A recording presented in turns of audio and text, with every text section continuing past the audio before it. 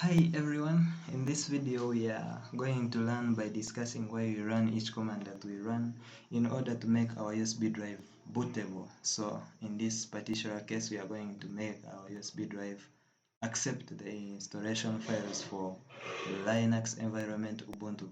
So let's get started. We open in command prompt and we use the disk partitioning tool. Accept, yes. So in disk part we first see the disks that are currently on our system, and I select disk 3, which is my USB drive having 14 gigs, so it's enough. So let me create a partition on my USB drive.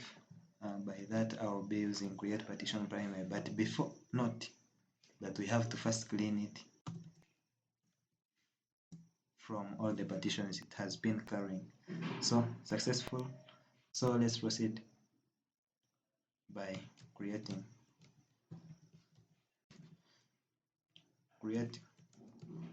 partition primary.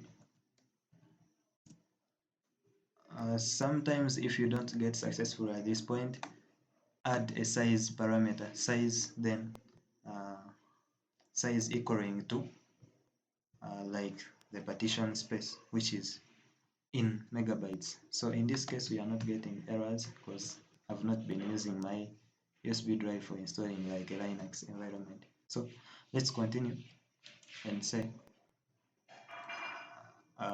let's select that partition created. Why? It's under the partitions of this USB for this disk. So let me select partition 1, and I format it to get it ready to accept the installation files of the operating system. So format, and I give it a file system. In this case we are going to use the new technology file system, NTFS. The obsolete one is FAT32, file allocation table 32, which accepts all other operating systems, like even for mobile, but right now we are sure of what we are going to install, so it is accommodating new technology file system. And we add a quick parameter to make this process not take a lot of period.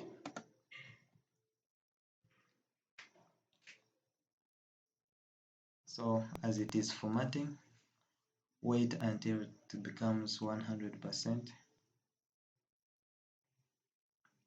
successful. So now let's make this partition that we've selected here before active one. Making it active, it means the bootloader will know that this USB drive is accepted to boot the system. So that's why we make it active. And at this point you can either assign it a drive letter or not, but let's make it a cool practice to assign it. Assign a drive letter to it. You can say assign letter equaling to anything like H, but right now I will let the Windows to decide by itself, so I just say assign. And right now at this point it is bootable, and I'm left with copying the system files to it. So I can exit from this part since I'm no longer using it, because now if you open your files you will find it there assigned a drive letter. So look for where your ISO file is located. For my case it's this Ubuntu on the desktop, so I'm gonna mount it here in the drives list. Mounting it means you double click it. After double clicking it, you'll have to see it on this list of options that it has been mounted. So you can right now copy all these files, you copy them and then you go drop them into your drive D. In this particular case we are using the command prompt, so let the video do what it says. I'm gonna use Xcopy to copy these files to this drive. So I put the drive letter. We are starting with the origin, then the destination. The origin, we are using drive letter I, since it is the one carrying our Ubuntu. So let's put our I, then whatever is inside it, even though it begins, it has a dot inside it, then space, put a / and put subfolders, all of them.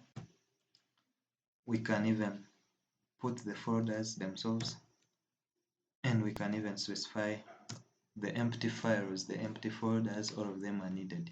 So that's why we put all these parameters.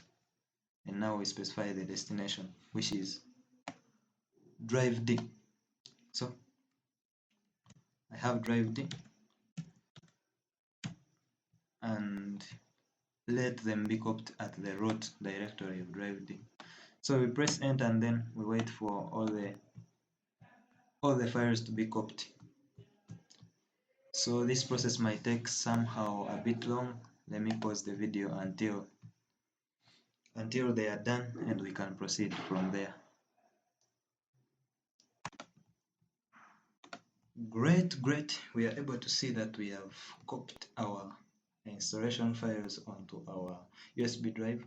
So what is left for us is just to reboot the system. When our USB drive is fixed there, then you will see that press any key to continue, meaning that that USB drive has been used, is being used to boot the system, and then you install the operating system that is mounted to it. So I think now we are free to exit. You can see, let me refresh this. You can see that now we have this space covered by Linux system files. So this was the major aim of the video. Thank you for watching.